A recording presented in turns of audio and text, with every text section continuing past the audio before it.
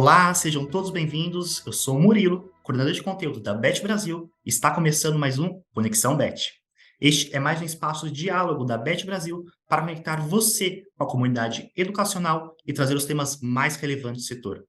Hoje vamos falar sobre inteligência artificial, ChatGPT e seus desdobramentos na educação.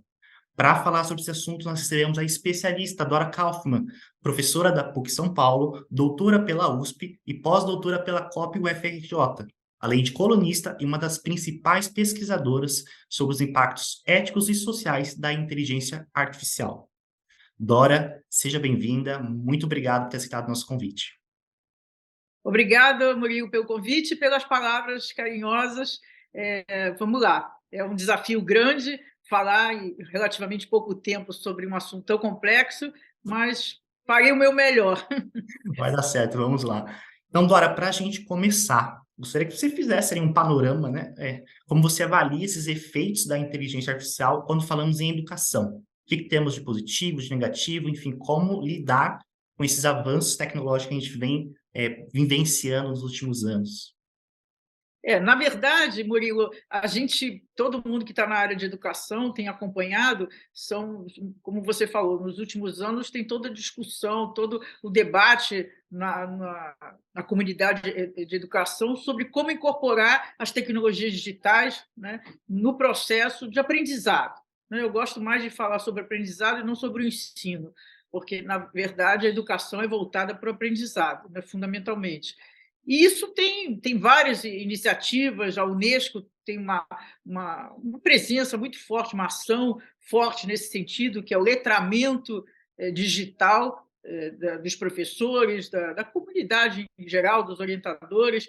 Então, o que está acontecendo agora, esse ano, a partir de 30 de novembro, quando foi disponibilizado publicamente para experimentação o ChatGPT, é que esse processo foi um pouco atropelado, no sentido de que, dada a facilidade de interface com o ChatGPT, ele virou popular rapidamente. Né? Então, muito mais fácil você interagir do que com outras tecnologias digitais, mesmo algumas que, de fato, elas são muito mais simples do que a inteligência artificial. Então, mudou um pouco o foco para qual é o efeito do ChatGPT dentro da educação. Né? Então, se você... você quer que eu fale sobre o ChatGPT especificamente? A gente Como vai você quer? falar um pouquinho mais para frente, Dora. Até aproveitando que Tá você bom. falou que as coisas foram meio atropeladas, né? E até em artigo recente, o historiador Noah Harari falou, né, alertou sobre a questão de expor a humanidade à interação com tecnologias cujos impactos ainda são pouco conhecidos. E até fez uma relação com medicamentos, enfim. Gostaria de saber sua opinião com relação a esse assunto, se estamos preparados ou não para lidar com esse avanço, enfim, como você avalia essa questão que foi atropelada aí pelo chat GPT que você comentou. Eu acho que esse debate, como eu já falei antes, ele já tem pelo menos há 10 anos que a inteligência artificial tem sido adotada para efetivamente executar várias tarefas em diversos setores. Hoje, a inteligência artificial permeia a nossa vida, né? As pessoas, em geral, não têm muito conhecimento sobre isso, mas o fundamento, está na base do modelo de negócio, por exemplo, das plataformas, dos aplicativos que a gente usa no cotidiano. E também ela é a base do que se chama automação, decisão automatizada. Então, ela já faz parte da nossa vida. E nós temos pouco conhecimento sobre ela. Quer dizer, tem duas características dessa tecnologia que eu acho que são complicadores. É a própria complexidade. Não é simples entender o funcionamento, a lógica dessa tecnologia e identificar onde ela está sendo usada, onde não está sendo usada, e também, principalmente, explorar os benefícios e mitigar os prováveis danos. Né? E, por outro lado, o outro complicador é a velocidade. Né? Ela está acelerada, o avanço da inteligência artificial tem se dado de uma maneira acelerada. Então, quando a gente começa um pouco, digamos, a entender como utilizar os modelos preditivos, que é a chamada IA preditiva, que predominou durante a última década, aí já se desenvolve mais uma outra categoria chamada IA generativa, onde está situado o ChatGPT. Então, aí todos os usuários, né? E aí eu falo principalmente o usuário gestor, mais do que o usuário final, a importância do usuário gestor. O gestor, no caso, o gestor de educação, desde o professor ao orientador. Eu acho que eu prefiro não falar sobre esse artigo específico que saiu no New York Times, do Harry, porque eu acho que é muito sensacionalista, né? Eu acho que assim ele começa o artigo com algumas premissas que eu acho que não estão muito, são falaciosas, né? Ele faz uma comparação sobre que 10%, se você entrar num avião e 10% dos técnicos do avião disserem que tem chance de cair, o que você faz? E a mesma coisa agora, que tem 10% dos especialistas que estão dizendo que vai destruir a humanidade. Eu não sei que 10% são esses de especialistas, e depois eu acho que a gente não está numa fase de destruir a humanidade, não tem nenhum indício concreto sobre isso. Isso não quer dizer que não tem preocupações muito grandes, né? Então, eu um pouco, talvez porque eu seja pesquisadora, um pouco, assim, eu acho que a gente já passou um pouco da fase de denúncia, né? Eu acho que a gente tem que construir as soluções. Então, tem um conjunto imenso de instituições públicas e privadas, pesquisadores, especialistas, trabalhando exaustivamente para construir essas soluções. E não é simples, pelas razões que eu falei antes, pela complexidade da tecnologia, pela diversidade de aplicação, porque cada domínio de aplicação tem as suas especificidades, e porque também está muito acelerado. Mas esse é o empenho, cada um na sua área. Então, eu acho, por exemplo, na área de educação, o que importa, né? O que eu acho, o que eu recomendaria, o que eu gostaria de ver das instituições que fazem parte da área da educação, do setor de educação, é criar governança, criar diretrizes de uso da inteligência artificial, que pudesse orientar, inclusive, o professor, né? O que é, por exemplo, chat GPT? Como é que a gente pode usar em sala de aula?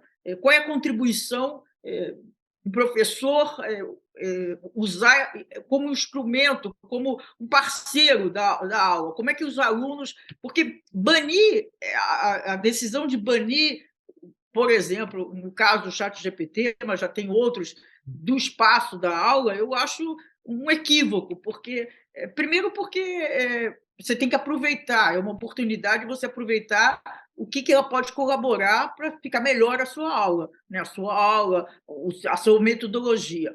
E, por outro, talvez mais importante, é porque o chat GPT pertence à realidade. Então, se você tira ele da sala de aula, você perde a oportunidade de educar, digamos assim, de criar consciência sobre o uso daquela tecnologia, né? Então, eu acho que a escola, né, o espaço de educação, é um espaço importante nesse sentido, assim como tem acontecido em relação ao celular, né? As escolas têm um problema sério, se debatem como lidar com a questão do celular. Então, todas essas tecnologias, se elas não são tratadas no espaço educativo, você não está educando os jovens, as crianças, os jovens, para utilizar fora do espaço educativo essas ferramentas. Eu nem gosto de usar ferramenta, esses recursos tecnológicos, né? Então, eu acho que é isso, tem que fazer parte, porque está na vida, faz parte da vida, e cada vez vai fazer mais, né? Então, agora isso requer um empenho muito grande por parte de todos, porque precisa, para o professor se capacitar para introduzir esses recursos tecnológicos na sua metodologia, né, na metodologia de aprendizado, ele tem que conhecer, ele tem que se familiarizar, ele tem que experimentar essa tecnologia, né? E aí é um esforço. Não, exatamente. Até esse assunto do momento do ChatGPT, tem umas escolas que estão proibindo, enfim, mas aí você avalia como positiva esse teste, esse ajuste, né? E como você avalia esse receio em utilizar? É pelo fato de ser uma coisa nova ainda, pouco explorada? Como você avalia esse receio do uso do ChatGPT na educação? Olha, saiu em 1º de março, saiu uma pesquisa, é a única que eu conheço, foi para a Wharton Foundation, e ela fez uma pesquisa sobre os primeiros 3 meses do ChatGPT. Uhum. E ela mostrou, talvez surpreendente para alguns, que muito mais professores estão usando do que alunos, né? Então, isso tem um significado que a gente precisa refletir, né? Em princípio, ou pelo menos forte indicativo, de que os professores estão reconhecendo como parceiro que ajuda na sua aula. Agora, o que importa, quer dizer, o que importa não, mas o que a gente tem que pensar é que toda tecnologia disruptiva, e a inteligência artificial é uma tecnologia disruptiva, todas as suas manifestações, inclusive o ChatGPT, ela questiona os procedimentos e as práticas que a gente tem, né? A gente tem que transformar essas práticas. Então, eu acho que o básico está dominado. Eu acho que em qualquer área, assim, a gente tem que esquecer o básico. Não adianta o ser humano ficar competindo para preservar o básico. Então, o básico está dominado pela tecnologia e vai ficar cada vez melhor. A tecnologia, hoje, o ChatGPT tem uma série de limitações, erra bastante nas respostas, tem o fenômeno de alucinação, mas a tendência é que fique cada vez melhor. Então, daquela X tempo, que eu não sei qual é, as respostas vão ser quase que perfeitas, digamos, ou próximo da perfeição. Então, a questão é que a gente não pode mais pedir, por exemplo, para um aluno, faça um resumo de alguma coisa, né? Porque a tendência é que a tecnologia faça esse resumo melhor. Né? Então, quais são as práticas que têm que ser adotadas para avaliar o grau de aprendizagem do aluno? Então, um pouco acelerou uma discussão que já estava acontecendo. Né? Como é que as escolas interagem, por exemplo, com as plataformas educativas, né, que já tem alguns anos, pelo menos, dessa discussão. Então, é isso. Trouxe mais um elemento porque tudo a gente também, eu gosto de pensar num processo, né, num contexto histórico, no contexto, e trouxe mais um elemento para um desafio que já estava colocado para as escolas. E isso sem levar em conta a defasagem, né? Uma coisa é a situação das escolas públicas, outra coisa das escolas privadas, e dentro das escolas privadas, as escolas de super elite, Uhum. né? Que aí você tem que ver quais são os recursos de entendimento, de formação que todos esses nichos diferentes da educação básica precisam Sim. ser contemplados. Então, só para concluir, eu acho que essa mudança, que é uma mudança importante, significativa, ela depende muito de política pública. Né? Eu acho que isso é o papel das instituições públicas, dos governos estaduais, municipais, federal, de criar infraestrutura, de criar situações, ecossistemas que auxiliem as escolas, auxiliem os professores, os educadores a fazer essas mudanças, porque isolado é muito difícil. Uhum, sim. E até aproveitando essa sua resposta, Dora, como você vê o uso desses recursos de inteligência artificial num país como o nosso, que nós sabemos que tem realidades bem distintas, recursos bem distintos, principalmente quando nós falamos em educação, né, que nós sabemos ainda que há um déficit ali de inclusão, de acessibilidade, enfim. Como você vê o uso desses recursos no país, no nosso Brasil? Então, como eu disse, nós temos em torno mais de 80% do ensino básico no Brasil é a escola pública, né? Então, nós temos uma desigualdade muito grande no país, em todos os níveis, e também na educação. O problema da educação básica no Brasil não é novo, nós trazemos um problema histórico. Né? Então, não é que agora o chat Uhum, GPT ou sim. qualquer outra dessas tecnologias mais avançadas tenham gerado algum problema novo. Né? Uhum, Então, se a gente pegar as escolas, a gente viveu isso, todos nós, ligados de alguma forma à educação, vivemos o que aconteceu na pandemia. Verdadeiramente, esse contingente de mais de 80% dos alunos que estudam escola pública ficaram 2 anos praticamente sem aula, né? Então, isso pela dificuldade de acesso à internet. Né? Então, nós estamos nas questões básicas: acesso de qualidade à internet, dispositivos para acessar a internet. Né? Então, eu me lembro que alguns estados criaram um aplicativo para ter aula pelo celular, mas aí vem a pergunta: na baixa renda ou na classe média baixa, qual é o aluno que tem disponibilidade de ficar o dia inteiro ou uma parte do dia com o celular só para ele e com acesso de qualidade? Né? Então, nós estamos assim, são discussões diferentes, são níveis de discussões diferentes. Eu acho que uma coisa é quando a gente está discutindo as escolas particulares e as uhum, escolas mesmo muito de elite, porque até a maior parte das escolas particulares também estão enfrentando um pouco menos do que os desafios das escolas públicas, mas também estão enfrentando desafios, né? Que a maior parte das escolas privadas não tem esse acesso. Então, nós estamos falando em níveis muito diferentes. Então, eu acho que uma tecnologia como o ChatGPT, exatamente pela facilidade de interface, ela pode ajudar. Agora, tudo depende de como ela vai ser adotada. Por isso, para lembrar o que eu falei, é muito dependente, é fundamental que tenha diretrizes éticas, né? Então, por exemplo, o MEC, cabe ao MEC criar o que são as diretrizes para o uso, por exemplo, do ChatGPT ou qualquer outra tecnologia associada, semelhante, nas escolas. O que precisa, o que a escola precisa observar, quais são as opções, quais são os riscos, como usar, como introduzir na metodologia educativa de aprendizado. Então, acho que é isso que nós temos, enquanto país, é que nós temos que criar. Sim. E aí você citou a pesquisa que indicava que os professores estão usando mais que o aluno, o ChatGPT. Seria alguns exemplos de que forma o ChatGPT está sendo utilizado como um apoio aos professores, de que forma o ChatGPT pode ser útil para o ensino dos estudantes nas escolas? Porque você pode solicitar, por exemplo, você dá as diretrizes, Uhum. né, os inputs, né, que se chama o prompt, e ele pode te dar, por exemplo, um planejamento de aula, ele pode te dar exercícios que você vai passar para os alunos. Agora, a interação com o chat GPT é muito importante que você tenha conhecimento daquele assunto que você está demandando para o chat GPT. Porque tem uma diferença muito grande entre o chat GPT e uma pesquisa, por exemplo, no Google. O Google te dá links e te dá referências. Então, por exemplo, quando eu quero fazer uma pesquisa no Google sobre um determinado assunto, o que eu busco? Eu vou lá, vejo as referências, os links. Então, aqui é de uma revista, um periódico importante que eu reputo credibilidade. Aqui, foi um artigo de um autor que eu conheço e que também reputo credibilidade. Então, eu vou fazendo a minha curadoria. No caso do chat GPT, você não tem como fazer isso, porque a resposta ela não te dá os links, ela não te dá a origem das fontes onde ele pesquisou. Então, se você não tem um conhecimento sobre aquele assunto, você fica, como se fala em linguagem popular, vendido. Né? É um pouco, fazer uma comparação, o Google, o processo de tradução do Google. Né? Se eu coloco lá um texto em português e ele sai, por exemplo, vamos supor, eu quero traduzir para o inglês.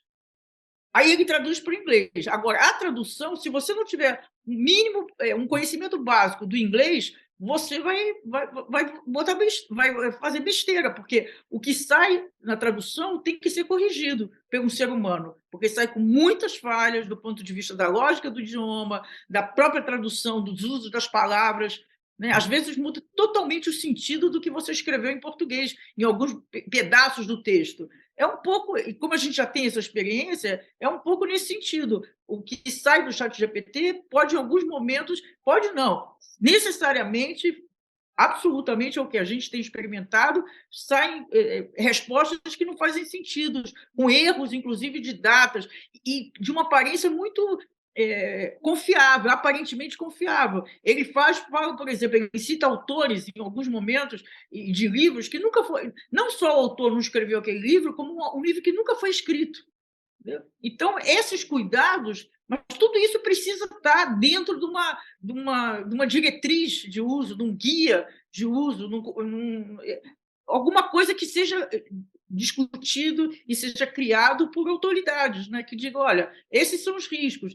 Então, como é que está sendo usado, que é a sua pergunta? Eu falei alguma... Por exemplo, se você pede para ele fazer um resumo, digamos, de algum acontecimento, de algum autor, de algum livro.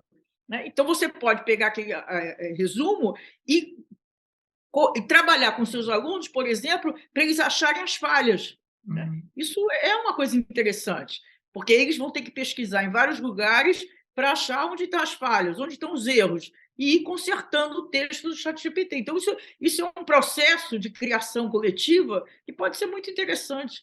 Então, tem várias utilizações que você pode ter em sala de aula para ajudar. Agora, é sempre assim, é sempre uma referência.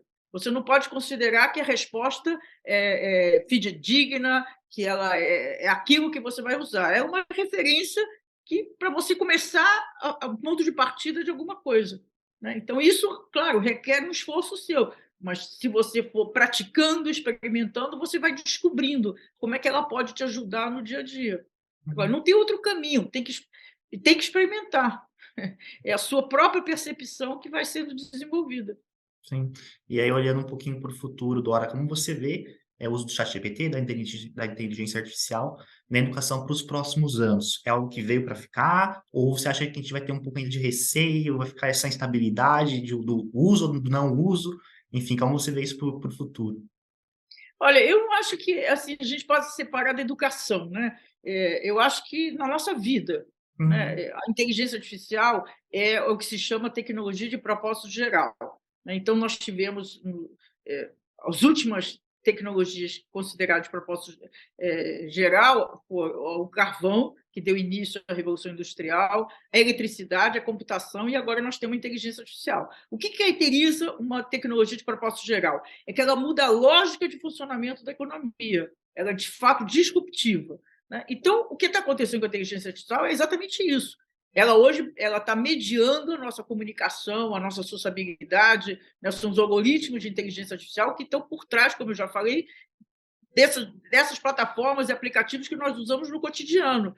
Então, ela já está presente. Então, não é apenas na educação, é em qualquer área da nossa vida, né? E a tendência é que ela se dissemine mais e mais, e ela se aperfeiçoe mais, então ela vai ser mais usada, mais intensamente para outras tarefas, para as novas tarefas, né? O que a gente tem vivido esses últimos 10 anos é um processo de implementação.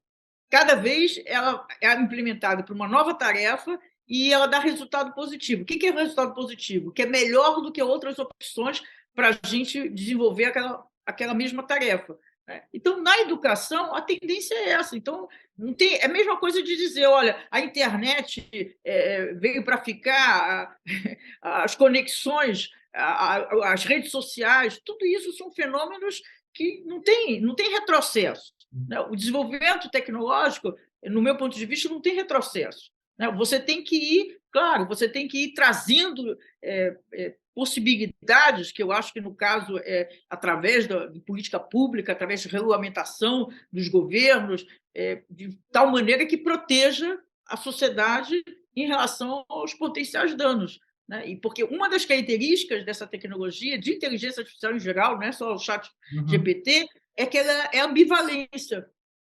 A mesma aplicação tem benefícios e malefícios, né? Então, como é que como é que você maximiza os benefícios e mitiga os malefícios? Esse que é o desafio. Então, tem várias formas, né? Dentro da, como eu já falei, é o governo, através de regulamentação, que tem vários processos em curso, mas também não é nada trivial. As instituições como o MEC, ligadas à educação, as secretarias de Estado, de município, criarem o que seria uma governança de inteligência artificial e do uso do chat GPT nas suas escolas, né? Mas tem que trabalhar nesse sentido. Logo que saiu o chat GPT, o Departamento de Educação de Nova York, das escolas de Nova York, baniu do uso da sua rede de escolas públicas o chat GPT. Isso, como eu já disse, isso para mim é um equívoco, né? Porque é isso, isso está aí, está na Sim. vida. As pessoas estão experimentando, as crianças estão experimentando, os adolescentes estão experimentando e vão experimentar cada vez mais, né? Então, por que você vai banir? Não resolve, né? Então, você tem que incorporar e aprender a lidar com aquela nova tecnologia. Como é que você traz ela como um parceiro? Como é que melhora a sua atividade profissional, né? Eu acho que esse é o desafio. Mas tudo isso não é simples, porque precisa de requalificação e qualificação, né? E aí a gente, não só para os alunos, mas principalmente a primeira requalificação são dos educadores, dos professores, né? Que precisam compreender um básico dessas tecnologias e experimentá-las e ver como que funciona. Mas é isso, é inexorável. Uhum. Infelizmente, eu lamento, mas assim, não tem como, isso está na vida, isso não é um modismo, isso é isso. Isso vai ficar e está transformando a nossa vida, e a gente só tem um caminho, adquirir familiaridade, conhecer, saber como funciona, e é um esforço grande. Agora, tem um facilitador, porque está se falando muito sobre isso. Então, tem vários artigos, várias lives, vários podcasts, tem muita coisa saindo que permite, ajuda a todos nós nos familiarizarmos com essas novas tecnologias. Agora, você tem que estar atento, porque no meio de toda essa enxurrada de informações tem muita bobagem, né? Então tem que separar. Agora, as matérias, assim, os alertas sensacionalistas, eu acho que constrói muito pouco, se é que constrói alguma coisa, né? Então, eu acho que cada um, no seu lugar, tem que ter a responsabilidade de estar construindo. Como é que a gente constrói? Como é que a gente agrega valor a todos esses desafios que estão colocados? Cada um tem como contribuir, né? Então, temos um caminho longo aí de nos adaptar a essa nova realidade, né, da hora que se impôs, e é isso. E que daqui a pouco já vai ter outro, né? Exatamente. Isso que é a questão, é a velocidade. Se a gente pegar essas tecnologias de propósito geral que eu citei anteriores, elas demoraram muito tempo, um tempo muito maior para disseminar assim, em larga escala na sociedade. Os tempos estão diminuindo cada vez mais, né? Então, muito rápido está se disseminando, muito rápido vem o hype sobre elas. Então, a gente tem... O ano passado, o hype foi metaverso. Aí, no Sim. final do ano, o metaverso sumiu, né? Eu falei o ano passado inteiro, várias vezes, não existe metaverso, não tem tecnologia para concretizar a ideia de metaverso. Mas é isso, a gente também... nós acabamos sendo levados por um hype artificial que é criado pelas big techs, pelas grandes empresas de tecnologia, que elas estão numa competição acirrada e elas também vão disputando e vão ajudando ou vão fomentando esse hype. Então, a gente tem que separar tudo isso, né? O que é real, o que existe. Então, o ChatGPT real existe. Uhum. Então, com vários problemas e várias possibilidades de ajuda. Por exemplo, se você pede para ele fazer um resumo de um livro, né, de um livro que você tenha publicado, que você queira ler, esses resumos têm mostrado uma qualidade muito boa. Né? Mas se você pede outras informações que poderiam ser mais básicas sobre você, sobre mim, ele erra muito. Né? Então, depende do que você... Agora, é como eu disse antes, você precisa conhecer para você ter uma avaliação crítica do que ele te dá. Né? Mas é isso, essa é a nossa realidade. Não adianta a gente... Ou a gente entra nela, ou a gente se prepara para lidar com ela da melhor forma possível, ou a gente vai ficar para trás, porque não tem outro caminho. Né? Não existe assim, olha, para o desenvolvimento tecnológico. Por isso que essa proposta, essa carta aberta, que eu, na minha coluna da Época Negócios, eu fiz uma coluna extra na segunda-feira passada só falando sobre isso, porque eu acho que assim, é inócuo isso. Né? Como é que você para? Vamos parar e ficar 6 meses. Também não adianta nada. O que você vai fazer em 6 meses? Né? E você, não existe um acordo. Vamos sentar numa mesa, todos os desenvolvedores da tecnologia, inclusive os chineses, e vamos combinar que nós vamos parar o processo. Né? Então, a gente tem que construir soluções. Eu acho que é isso que eu estou envolvida em várias iniciativas, é isso que eu convoco todos vocês. Vamos construir soluções, cada um na sua área, e pensando como é que eu posso melhorar. Se eu estou numa escola, ótimo, eu sou o responsável pela escola, como é que eu crio algumas diretrizes para os professores? Como é que eu incorporo essas novas tecnologias na minha escola e ajudando os professores a entender, formando esses professores e dizendo como eles podem usar, dando algumas dicas, dizendo como não pode usar. Isso não é difícil de cada um fazer na sua escola, no seu ambiente, na sua instituição.